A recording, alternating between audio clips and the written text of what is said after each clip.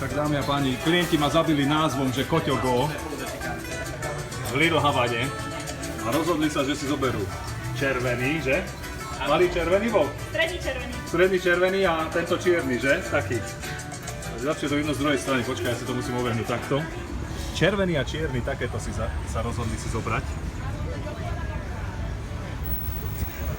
A to je také zaujímavé, veľmi pekné miesto, v Lidl Havane sa nachádzame. Rozhodli sa, že si zoberú dva, lebo sú to kávičkári. Čaute kávičkári. Čau. Konečne ťa vidím rozžiarený. Takto sa mi to páči. 3 budú? Možno budú 3, Aj toto bude? keď zabije za 5 $. A akú cenu povedal? Keď budú všetky 3 za 30? Tak ste vybavení, tak máte 3 Koťogo, že?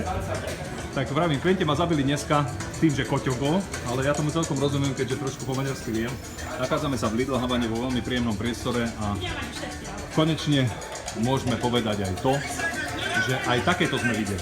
A samozrejme pozrieme do Čiech a na Slovensko z Lidl Havany a z obľadky Miami v rámci Miami City Tour z veľmi pekného priestoru. Čaute.